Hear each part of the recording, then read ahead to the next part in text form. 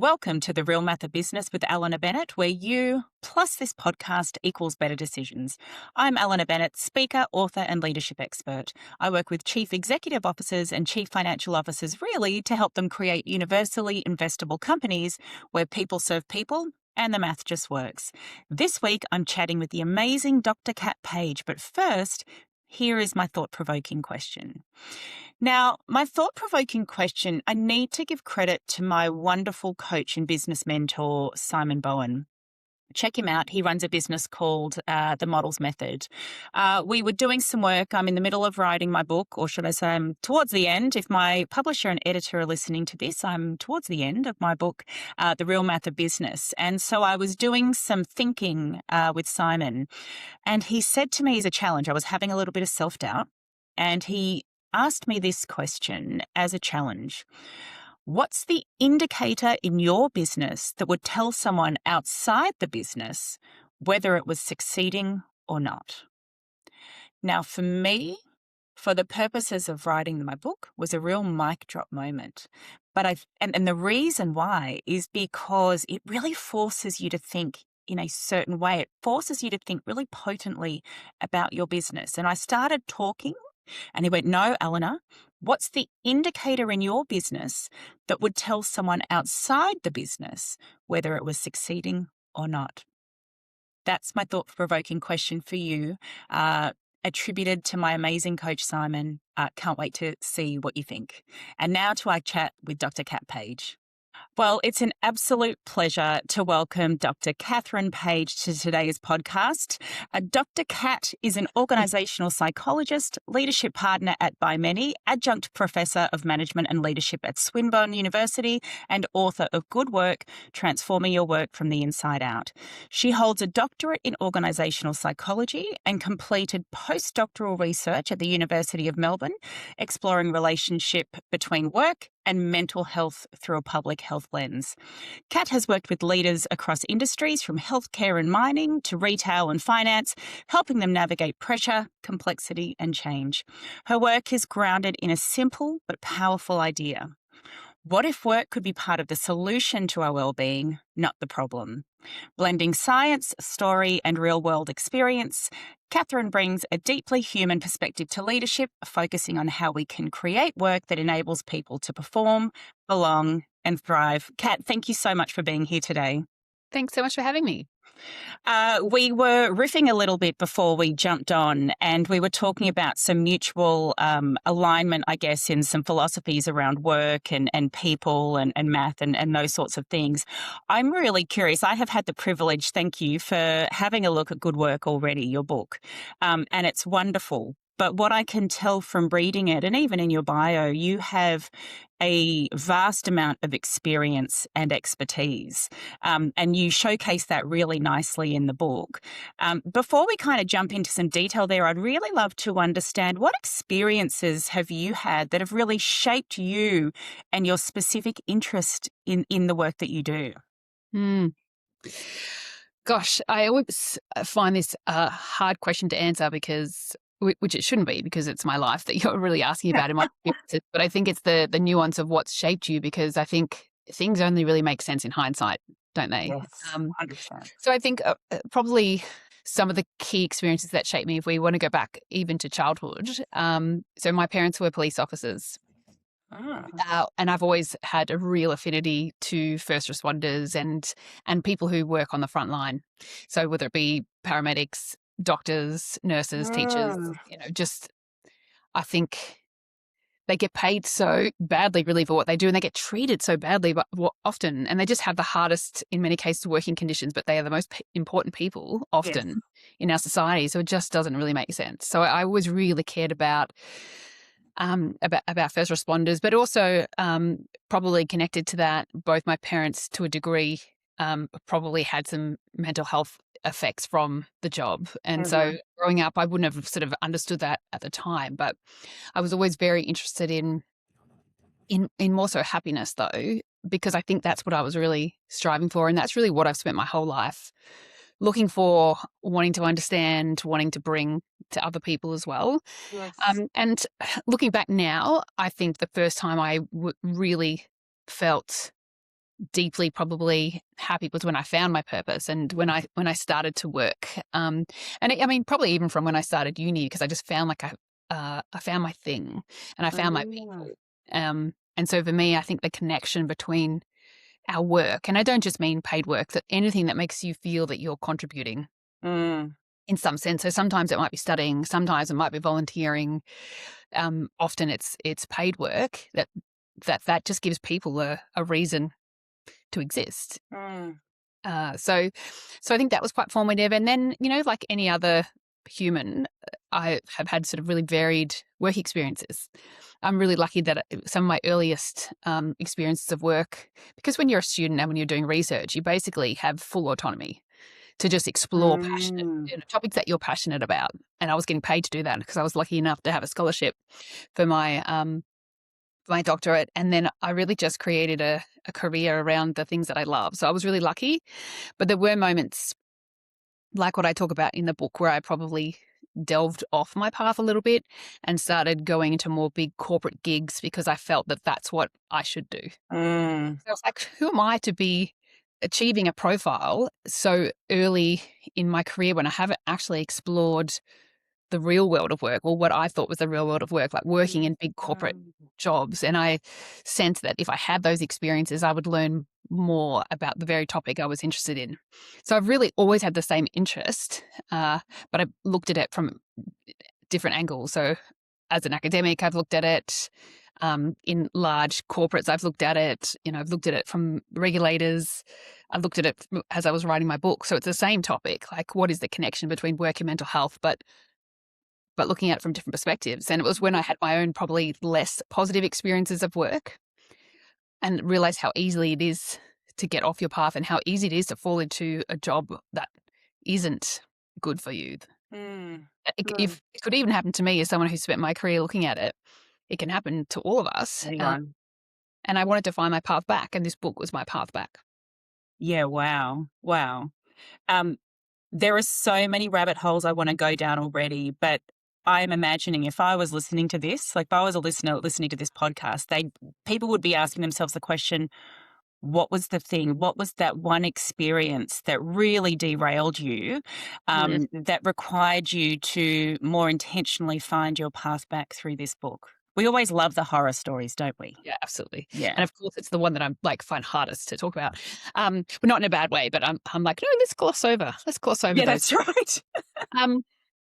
So when I made the move from academia into corporate life, my first big corporate gig was at Deloitte in consulting. And I actually really love that because even though they are a very metrics, numbers-driven business, obviously in consulting, they actually, I always felt like they really cared about me as a person. But when I was starting to think about becoming a mum, I thought that, well, what society was telling me, or at the time, what I sort of was thinking that I needed sort of more of a 9-to-5 job to be a mum. And so I went into more of a corporate gig in a bank, which I enjoyed for a while. But I think what I found hard about that job was that so much of the work that I was doing was in PowerPoint packs. I was like this, I was always just creating packs and creating processes for people, and I just didn't really feel like I was helping people anymore. So it wasn't that something bad happened to me so much as I felt like I wasn't really using my, I want to say gifts, but that sounds really naff, but like I wasn't living in line with my purpose and doing what I love to do.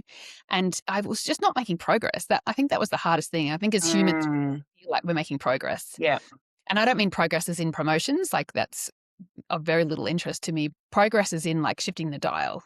Yes. And helping to move things along, because every time I tried to push things along, there was a restructure or, there was a change in leadership or budget change. And I was just recreating the same things over and over again. And it was like Groundhog Day. Yeah. And even though you can always find moments of things to love and to enjoy, like in your relationships with people, and I am still look at that time and think it was positive. I was just like, what am I doing with my life? I just don't feel like deep alignment with my values. And then luckily, I say now, my role ended up being caught up in a restructure, and I had the opportunity to take a redundancy. And even though that was a really not a great experience for any person to have that Yes. happen. What I realized when I did finish work was that I had this opportunity to actually go back to what I really cared about. And that was about trying to dial down the voices from outside and trying to dial up the voice from inside, which I'd lost. I actually couldn't hear it anymore. I could hear all of the shoulds and the Yes. what everyone else thought, but I was like, what do I can't remember what my purpose is. Yeah. And I found it again, thankfully. Wow.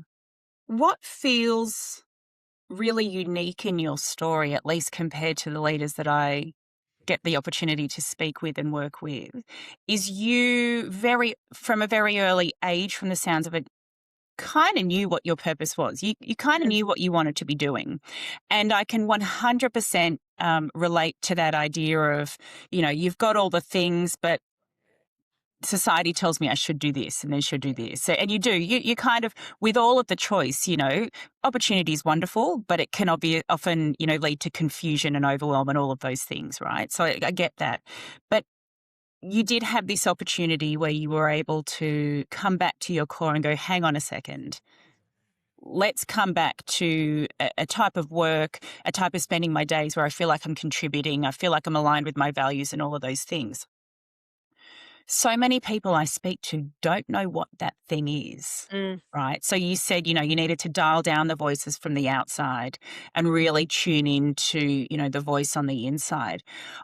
I'm just curious, what if I'm listening to this and I don't know, so many of us are shaped, particularly in the corporate world, so many of us are shaped by those voices from the outside. I really relate to what you say with your parents being first responders. My dad was in the Navy for a very long time. So also, high service, fairly low paid, and a lot of sacrifice as a result of that, right? So I kind of understand that mindset. But what do you do if all you've known is, I've got to go here and then I've got to go here and I've got to do this and I've got to know that person and do that thing? So actually, you kind of get to your 40s, your 30s, 40s and 50s and go, wow, my life has been shaped by those voices on the outside. What do I do, Kat, if I don't quite know? I might be able to know what voices to turn down from the outside, but what if I don't know what's on the inside to turn up in the first place? What's your view on that? Such a good question. The first thing I would say to your listeners is it's completely okay, and I think not uncommon, and I think it might be something that you can't put language to as well, because I think language in some ways takes away the beauty of the why in some ways when we try and put it into some kind of statement and make it sharp. Like I think that's where the leaders that I work with might get a little bit stuck because it feels a bit lofty. It feels like, what do you mean what's my purpose? Like my purpose is the organization's purpose, or like I don't do brain surgery. I'm just an accountant or whatever. And it's like, no, but you actually, you do know what lights you up. So it might not be that you can put it into words, but those moments when you're doing something and you lose track of time, or you have a conversation with someone and you just get this feeling in your chest, or it's a topic that you just can't shut up about, that you get hooked into. Yes. It may not be something that you can put into words. So I think it is about looking for those moments and not try to catch them, but just maybe to catch them, but not to name them. And just maybe you describe the feelings and the moments where those feelings popped up. So that's kind of the more, I suppose, intuitive approach. And there's a wonderful human in my book called David who, in the chapter on purpose, that talks about how he found his purpose. So I would really encourage people to read that because his story is just so beautiful. Because sometimes we find our purpose at our rock bottom. You haven't allowed yourself to ever feel unsafe. And I don't mean unsafe, obviously, in a physical sense. Of course, I wouldn't want anyone to be in that position. But if you have been clinging to certainty and control your whole life and not let yourself take risks or take a chance on yourself or feel uncomfortable, then it's going to be hard to find that. Because sometimes that's when it comes. Like for me, the redundancy was a period, it's easy to gloss over it now, but like I had a really tough time during that. And one of the things I didn't talk about before is, I had some experiences of leaders in that role as well, which were really amazing and some that were just terrible, which I can go into at some point as well. But it's just, you can sort of, sometimes you need to break a little bit, not fully, to be able to make space for something new to emerge. So I think it's about letting yourself have that and giving yourself that space, and not to feel yourself talked away from it. Like, oh yeah, but I need this, or yeah, but the yeah buts. Yeah. But It's so interesting. I said before we got on, I wasn't sure where this conversation was going to go. And what you have just said and how you just said it has made me think, and in particular, you need to allow yourself to break, to let something beautiful come in or emerge. And you talked about, if you've operated in a place of control and certainty all the time, and even just acknowledging, and you're so spot on, that your experience was really hard for you at the time. And, I'm very grateful for you to share that vulnerable time for you, but there might be other people whose experience of vulnerability and pain and fear is completely different. And you can't compare those two things, right? no, no. And I'll come back to your language. You got to allow yourself to break a little bit to let something new emerge. Is that the role of well-being? I'm just kind of going, gosh, if you're asking me to be vulnerable and to make, to be unsafe, what's the link between that and well-being? I think one thing that's not true about well-being is that it's about being happy all the time. Because I myself, I think I pursue happiness because I think I fear the opposite of happiness as well. Like I've experienced as a child what it's like to be deeply unhappy and to be in a household where people are really suffering. And that feeling was terrifying, I think, as a kid. So I think in many ways I'm avoiding that. So I actually don't want anyone to be in that place. But I think I think it's finding the edges of not unhappiness, but not making decisions based around a fear of avoiding something unpleasant. I think that's what it is, as opposed to just letting yourself sit on the edge. It's finding that edge, not to fall into the abyss of unhappiness. I certainly would not be advocating for that. And I myself find that terrifying as well. Yeah. But sometimes I think we're so terrified of any kind of negative emotion that we try to avoid anything that could even possibly remotely lead us into that place. Whereas happiness, to come back to your question, or well-being, isn't about the avoidance of all pain. Like some of the most amazing things in life, like love, come with the possibility of grief and loss. And Yes. so I think there is a balance to be found between living your life filled with the things that give you deep purpose, that feel really aligned to your values, that give you opportunity not just to receive joy, but to give joy to others, and also not closing yourself off from the potential of pain. Because if you close yourself off from the potential of any kind of pain, that's not necessarily well-being. That's more of a hedonistic approach. Right. So my perspective on well-being, I'm more more align myself, I should say. I more align myself to a view of happiness as being about fulfillment, which is eudaimonia, which is a term that basically means realizing your true self. It doesn't say that you're going to be happy all the time and feel joy and never feel pain.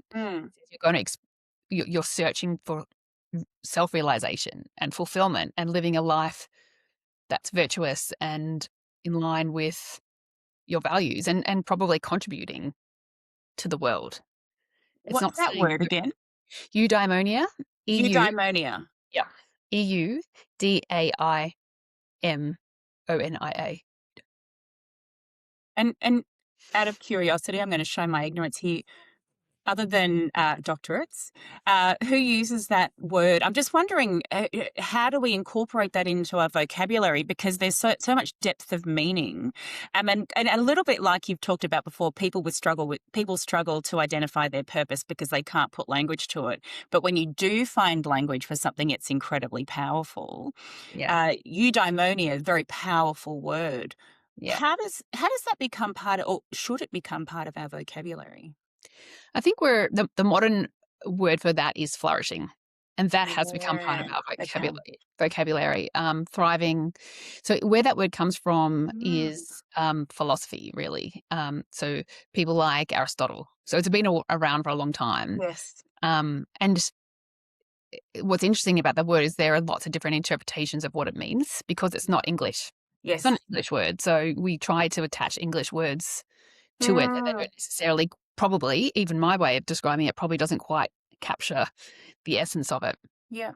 So, yeah, I think that's more the modern idea of it, but I think Mhm. something has been lost in that translation. Yeah. Um, Another word that I really like, which I talk about in my book as well, is acedia.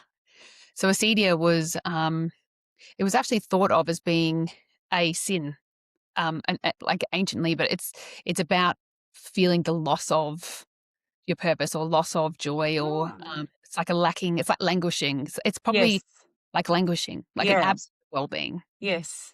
Huh. So an absence of well-being in itself can be painful. Yeah.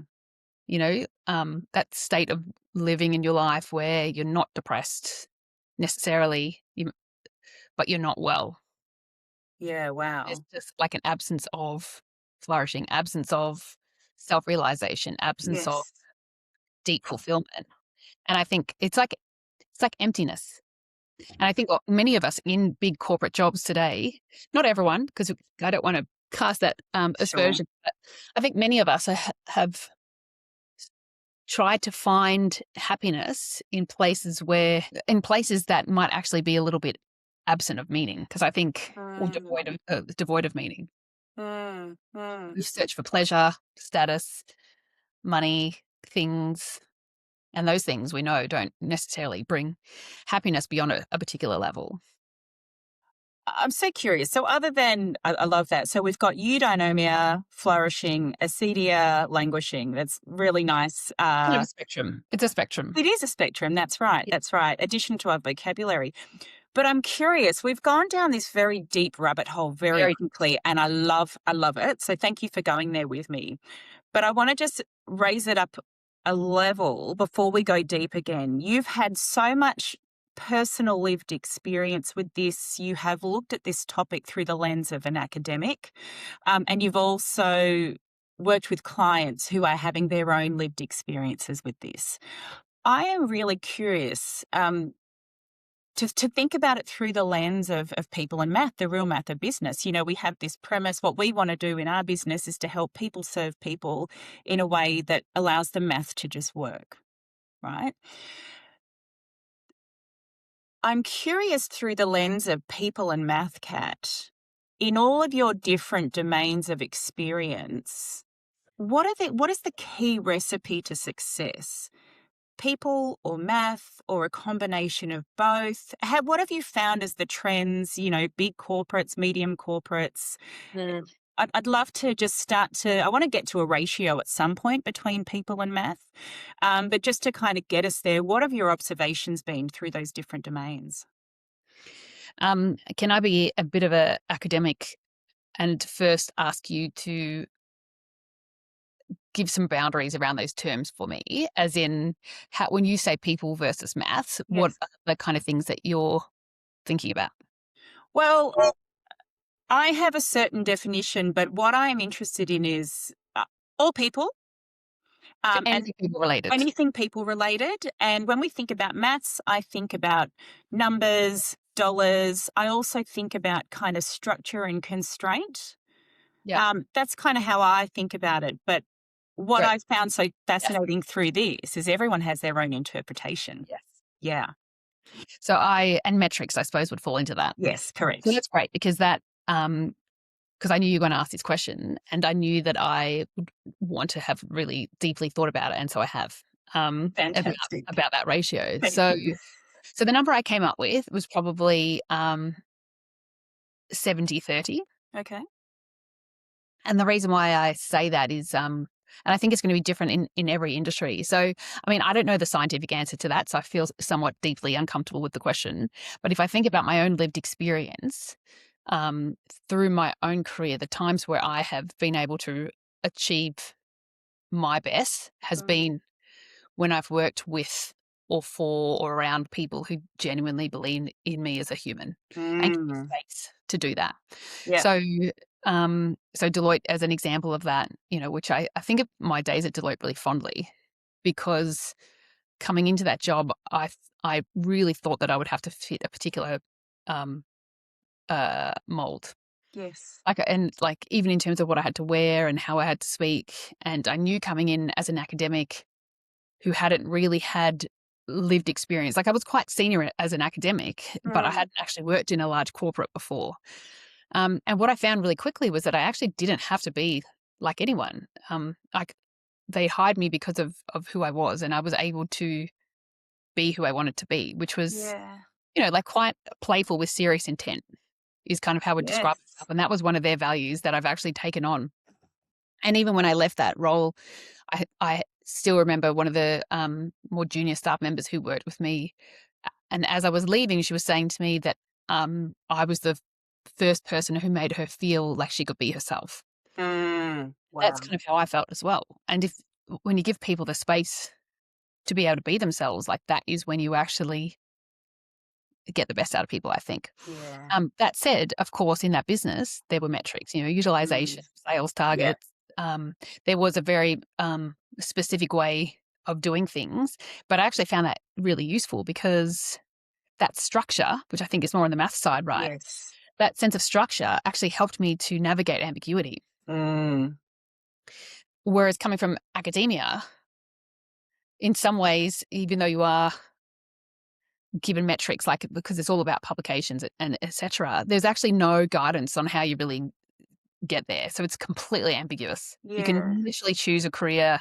You can focus on whatever you want. There's literally no guardrails other than you need to do research in a way that's ethical, of course. So there is, in some ways, a lot of guardrails and in some ways none. Coming into Deloitte, I found that I learnt this language and this structure and this way of thinking that then made me feel like much more relaxed because I knew how to move things through. Yeah. So there was sort of a balance there. But then I've worked with a lot of clients where I think I'm weighted towards more the too much or too many metrics. Yes. To the point where I think all of the wisdom is just sucked out of people because they no longer have the space to think. Yes. And they start trying to behave in ways that meet the metric, not deliver the outcome. When, of course, the metric is supposed to be a proxy for some kind of valuable outcome. Yes. People no longer are aiming for the quality outcome. They're aiming for the metric. And if that metric doesn't actually align with the outcome, it doesn't make any sense. Yeah. Thank you for outlining that detail because so much of that makes sense. It's a little bit like that blank sheet of paper test. Some people love the blank sheet of paper and some people are terrified by the sheet of paper. And that's because they want the guardrails, they want some structure, they want to have that safety and certainty. I can just let it hang out because I know that there are some guardrails to stop me. Yeah. You can do whatever you want within these boundaries. Correct. But I'm curious, what do you notice what is the determinant to, you just listed some really powerful observations, where the behavior is driving to the metric, not the outcome. There's no space to think. There's too many metrics. Based on your observation and experience, what is the determinant? What drives that type of, I'll say culture, or environment maybe is a better word. What drives that environment, do you think? Or what have you noticed? Sorry. Oh, so many things. I think most simply, it probably is psychological safety, I think as an important part of it. But if I can unpack that a little bit. Yep. I don't think it's just that. I think in some industries, like every organization and industry you work in, you can feel kind of like a personality of an organization. The same way that you engage with another human, you can kind of feel their personality relatively quickly. Yeah. You could feel culture as well. Yeah. So in a lot of mining clients I work with, for example, they are an example of organizations that are very far down that metrics path. They tend to be engineers. The dominant logic, because it is dominant logic, I think, that that is probably the determinant now that I think about it. Yeah, okay. The dominant logic in those kind of organizations is 1 + 1 must equal 2. Yes. And so, and there should be a process. There should be detail around it. There should be a formula. So when it comes to, for example, physical safety, Yes. that's quite an easy thing to quantify, and Yes. therefore we do that really quite meticulously. In not always, but often, you can engineer a solution for that. When it comes to psychosocial safety, which is more around how do we safeguard people's mental health, we try to sometimes apply that same logic, and it doesn't work, and that makes people feel really unsafe. And in that environment, where the dominant logic is 1 + 1 should equal 2. Yeah. Well, how do I make things better if I don't actually know the formula? Everyone gets up in arms. Yeah. So I think the dominant logic is really the beliefs or assumptions or stories that most strongly hold in a particular environment. Mm-hmm. So in that kind of environment, that's the dominant logic. You've just made me think. I want to talk about your book now for a minute, because you just talked about this idea of, organizations that have this dominant logic of 1 + 1 must equal 2. Yeah. And that is very definite. It provides a lot of control and safety because it's known. Yeah. One of the things I love about your book is every chapter starts with what if? What if? I get the sense, and as you wrap up the book, you explain this more fully, but I get the sense that you haven't written this book to prescribe a dominant logic that 1 + 1 = 2. You are encouraging the reader to consider, what if this? What if that? How do you do that? We've talked about control and certainty quite a bit in our conversation already. I'm obviously it's intentional, your use of the what if questions through the book. In a context where more and more of us are craving that control and certainty, tell me what the what if questions, through your book, how do I reconcile between the two of those? How do I go from, yes, Kat, I'm going to trust you and allow you to lead me through considering the possibility of what if, but I'm craving certainty and control. Reconcile that for me. Yeah, great question. I mean, I think where I do reconcile it is at the end of each chapter, I give you that, because I give you here are the things to do, ... or here are some suggestions. But Yes. I think so many of the things that we're grappling with as leaders today are very outside of our algorithm, if I can put it that way. They're not problems or situations that we have had to experience or deal with before. In fact, some of them are so far out of the realm of possibility and logic that we actually can't even believe some of these things are happening, but they are happening. And so, to an extent, what you see leaders do in those scenarios is look back to the past to see what's been done before and to learn from that. And if you think about it, that's kind of what AI does as well, right? It's actually looking back at data that exists or things that have been written or whatever it's drawing on. So it's very past focused. Yes. What I was trying to do was to get people thinking less about what do we know, although I think that's an important place to start, but to actually get people to open up to the possibility that the future is there to be created and there to be designed, and empower people as agents in this process to stretch their minds and their imaginations to a world that may not seem possible now, but can be, when we act together, something that we learn our way towards. And I really wanted people to see this book as a movement in some ways, a movement towards something that none of us will know the answer for, but if we come together and put our human intelligence together, maybe we can actually find something better and create the world that we want for ourselves and the world we want for our children. So I'm just loving what you just said. You said a movement towards something that we may not even exist or we may not even know. And I'm laughing a little bit to myself, because when I asked about the people and math question, you said the absence of parameters makes you very deeply uncomfortable. And I think in that contrast, you've illustrated the problem, the challenge in front of all of us, right, is that the current day problems make us very uncomfortable because they are indescribable, inexplicable, never been experienced before, to a future that, again, deeply uncomfortable because we don't know what that's going to look like. Yet, through your book, you're actually extending an invitation to let go of all of that uncertainty and step into the realms of agency. Yes. You've got this.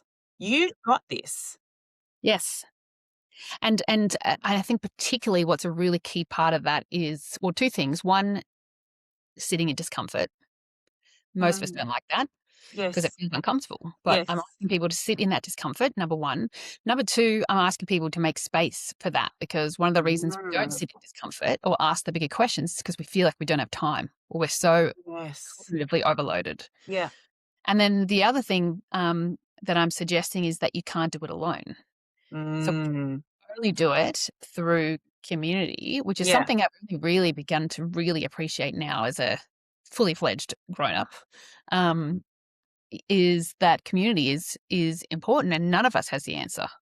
Right? Yeah. Not one single person has the answer, but we all have a perspective or a Yes. contribution that we can make. And if we listen to each other, if we come together and we deeply understand the future, or what is the future we're trying to aspire to, Yes. and then contribute our unique gifts through conversation, deeply trying to listen, then maybe something new will emerge. Yes. We can't hold ourselves back with the limitation of needing to be right.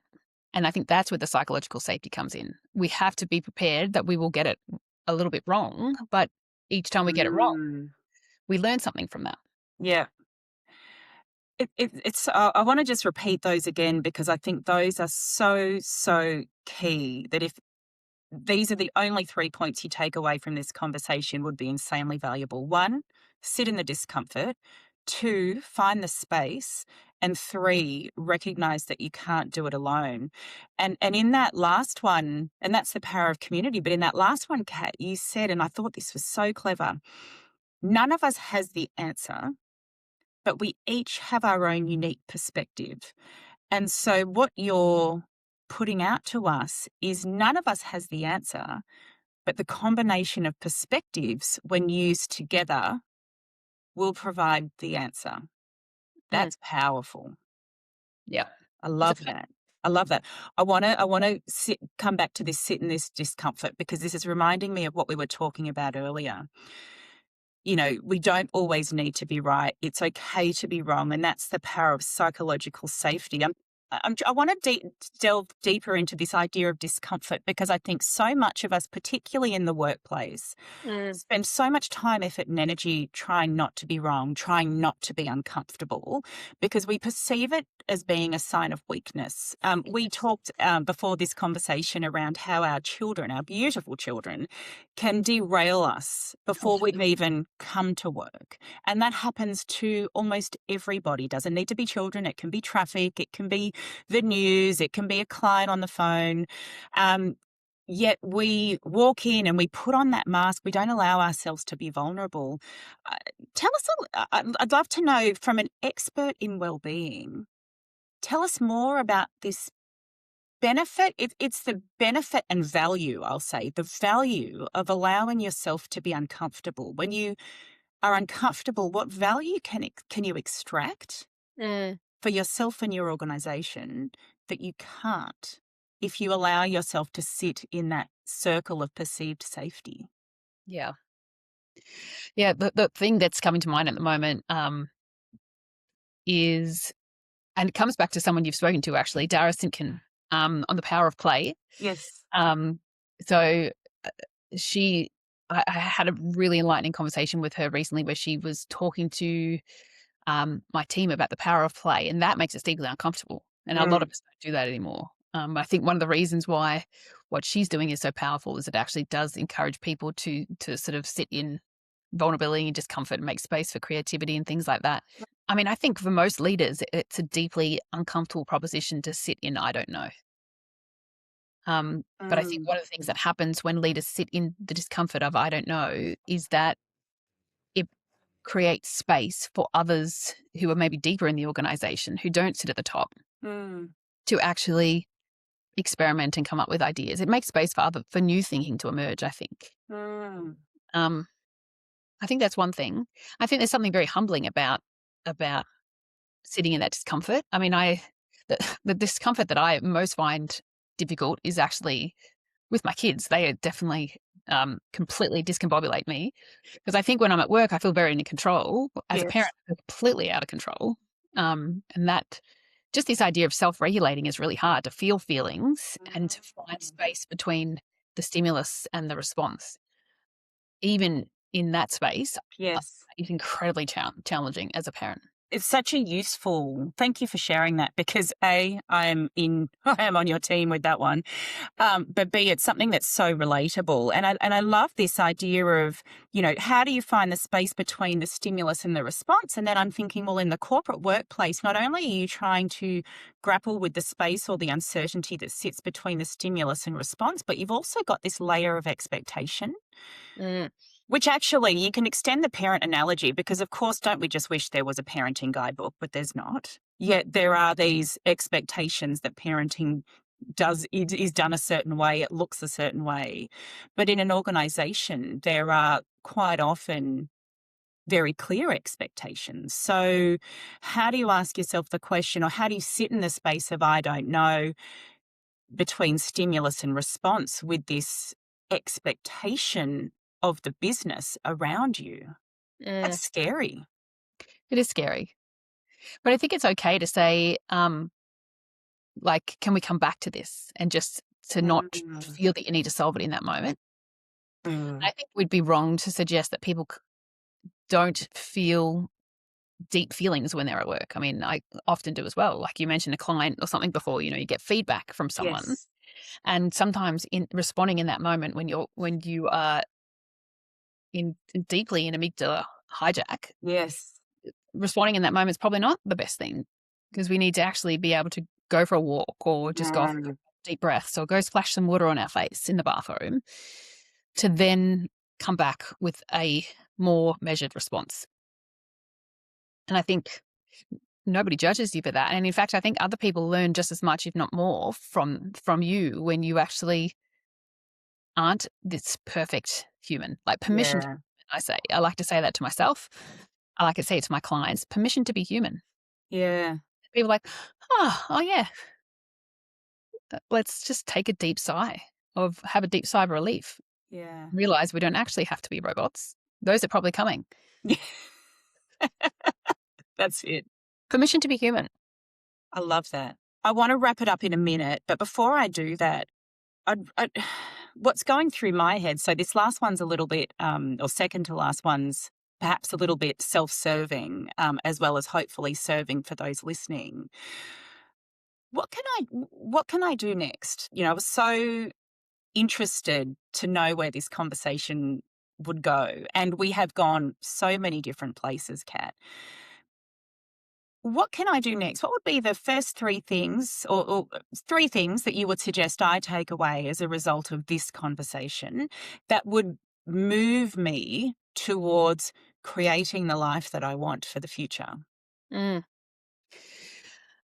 Well, I am a big fan of getting closer to your own values. So I would say if you haven't had an opportunity to do that, if you are looking for your purpose, or just wanting to have a bit more clarity on what this eudaimonia might look like for you, I think one of the most important things to do is to actually try to crystallize what are your values. So you can actually just Google life values online, or career values, and to just make a say you have a whole pile or a whole list of values, just sort them physically. And I actually do this when I make major life decisions, because, I like to put a bit of certainty around the intuition, is to search them into three piles. The top piles is, yes, this absolutely feels like me. Don't need to overthink it, but you just feel like, yep, this feels like me. Another pile is, this is kind of like me, I think. I like them, but I'm not 100% sure. And then you've got some that are definitely not me. and then get rid of the second and the third piles and Yep. just the ones that are in the top pile and try Yep. to even get those into a top 5 list, right? Yeah. So for me, what always comes up are things like, knowledge, contribution, health, connection, family, problem solving. Yeah. They're all things that I can't necessarily put a whole bunch of words around it, but I just know that feels like me. Yes. And I think when you have one of the values of being really clear on your values, one of the purpose of that, I suppose, is that it can help you then to make decisions in those moments where you feel a little bit lost. Whether it be a moment of transition in your career, or whether it's about trying to find your why or your purpose, there's something in that. Yes. And then I think if you're a leader, it can help you to be a better leader as well, because when you know what you care deeply about and you share that with other people, it then creates space where other people can share that with you. The other thing I would do would be to, if you're a leader, to spend time just talking to people in your team about, like, how do you experience work? Like, what makes a really great day for you? What does great work look like for you? And let's just start having conversations around this, as opposed to what's on your to-do list. Yeah. Just give people the space to talk about that and just see what emerges. Where are we making work harder than it needs to be? Yes. And what can we do about that? And just let people bring more of their human self to work. Yeah. So get clear on my values. Ask my team, what does great work look like for you? And what would the final one be? The final one. Maybe as a little experiment for yourself, actually just sit down and maybe do a bit of an exercise where you think, what was a really amazing day that I had recently, or that I've had at any point, and a day that was not so great. And then if you write those things down, to actually just think about what's the cause of the difference. Yeah. You used the word before, differentiator. I think that's a really good word. What are the differentiators? And try to really listen to that, because I think sometimes the data that you're going to find for yourself there may be quite disconcerting, and let it be disconcerting. Like, just sit with it. Don't feel like you need to have the answer. You don't even have to write it down. Just sit with it. Yeah. And just see what emerges, and then try to have a conversation with someone about it and name it. I love that. So get clear on my values. And I love you said you create certainty around intuition, which I think all of us have that gut feel, but worry that gut feels don't mean anything. So I love that phrase. Ask your team, what does great look like for you? Figure out what that is, and and start that conversation, and then do an experiment on myself. What's an amazing day and not an amazing day, and what is the cause of that distinction, and sit with that. And then do some intentional reflection on that. I love that so much, because, again, those are things that I can take away and I can do immediately that will provide so much information and data to help me make work better. Yes. So powerful. And I know we've only just touched the surface, Kat, so we will have to get you back. But I want to wrap up coming back to that, sitting in the discomfort, finding the space. We can't do it alone. So sit in the discomfort. I don't know. And, that's that role of psychological safety, really thinking about creating that space, in the space of I don't know, allowing others to fill that space as well. But not only that, allowing yourself and others to feel their feelings, give them permission to be human. Because when we allow people to be their best humans, that's when the best performance will come out of that. And that we can't do it alone. And I love this. No one's ever talked about community like this. None of us has the answer, but we all have our own perspectives. And in the perspectives is where we'll get the answer. So with that powerful message that you've shared with us, Kat, in mind, how do we join your movement? How can we become a part of your community? If I wanted to connect with you after this as a result of listening to this, Kat, how would I do that? What's the best way to reach you? So Before I answer that, can I just say what a beautiful expression of sense making you've just done there, which I think is your real gift, and I think a skill that we need leaders to get better at. You've just made sense of complexity just then, and just done some beautiful sense making. So I just want to Thank you. That's very kind. But to come back to your question, so a couple of ways. So I'm most active on LinkedIn. So Dr. Kat Page, please come say hello. Number one. Number two, the community that I work with, ByMany, it was actually built with this idea in mind. So the idea that the future is unknown and we can only get there through community or ByMany, and bringing many voices together. So you can come and visit ByMany, bymany.com.au and become part of our community. It's free to subscribe, and we're exploring now how to create that community around people, because we actually think that is what people are yearning for, and that is what the world needs. Yes. Our mission is to create a better world through work, or a better world through leadership, or leaders for a better world. And I just feel like that's something I certainly buy into. Yeah. And then, I'm also on Instagram, and would love for people to check out my book, Good Work, which is in all good bookstores. End of plug. Wonderful. I highly, highly, highly recommend Good Work, because a little bit like this conversation, it goes it really finds the boundaries. You talked earlier today about finding the edge. You find the edge in your book, and you really allow us to explore that edge through asking us the question, what if? So highly recommend Good Work. And I will certainly be checking out ByMany as well. And absolutely, I encourage everyone to drop a note to Kat and learn more from her. Kat, this has been so wonderful. Thank you for being so generous in your own storytelling from your own experiences, but also your wisdom. So much value in this, and really looking forward to staying abreast of the work that you do and joining ByMany. Thank you. And thank you so much for the rich conversation. I genuinely have loved every minute of it. Wonderful. Thanks, Kat. And what a great chat with Dr. Kat. This leads us right into our listener question. And if you want to submit a listener question, you can now email us at realmathofbusiness@gmail.com, or you can leave a comment on YouTube or Spotify, and we'll hopefully get it into a future episode. This week's listener question for this episode is from Robert. Hey, Robert. Okay. Hello, Alena. What are the traits you think good CFOs need in 2026? What are some ways to get better at those skills? Best, Robert. Now, Robert, your question is extraordinarily timely. I've been doing some reflection on my book, CFO of the Future. I wrote this book in 2021, and in that I outline the 4 quadrants of CFO leadership and the 12 skills of a CFO of the future. And the reason why your question is timely is I was going back, any good model stands the test of time, and the world has shifted dramatically since I wrote this in 2021. And so I was going back going, does this model still hold true? And with a big sigh of relief, the answer is yes. And why it holds true, not because I'm amazing, but because it's simple. As I said, the framework is the 4 quadrants of CFO leadership. And really what that talks to is the above the line, below the line quadrants of leadership that a CFO really needs to excel at. The above the line traits or quadrants being around change leadership, which is really around your self leadership, because all change starts with self, and strategic leadership, which is all about creating value for your business.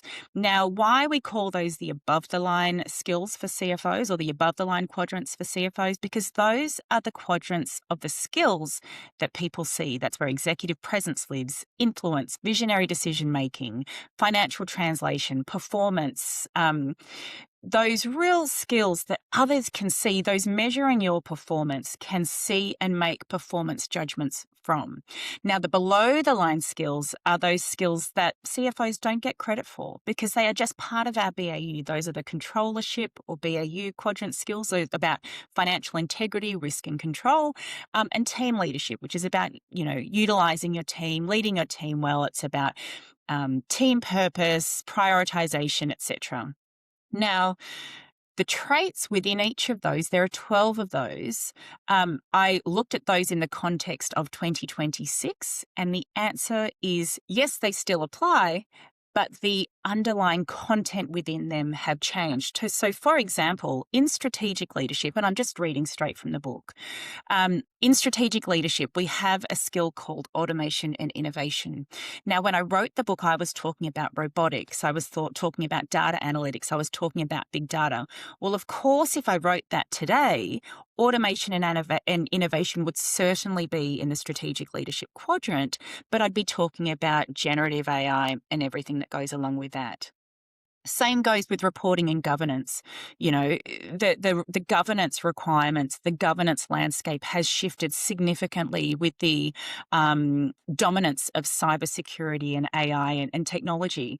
So what I would say, Robert, instead of, reading the book to you now, grab a copy of my book. You can do that online, or go online. I write a lot about these 12 skills of CFO of the future. Go to my website, alenabennett.com.au, and I talk a lot about the 12 skills of a CFO of the future. I have revalidated those in 2026. In terms of answering your question, what are some ways to get better at those skills? Obviously, that's in the book, but what I would just say to keep it really simple is say, where are you at now? Where do I want to be? And think about what are 3 steps to get you from where you are to where you want to be. And I always say, look at the role models around you who are doing that. Doing those things well first, and then you can build from there. I know that's quite a long-winded answer, Robert, but there's a whole book about that. So I was trying to make it meaningful in a short amount of time. I hope that's helpful. Thank you for listening to The Real Math of Business with Alena Bennett. If you liked this episode, remember to subscribe for more content and stay on top of the real math of business. I've been Alena Bennett. Thank you for listening.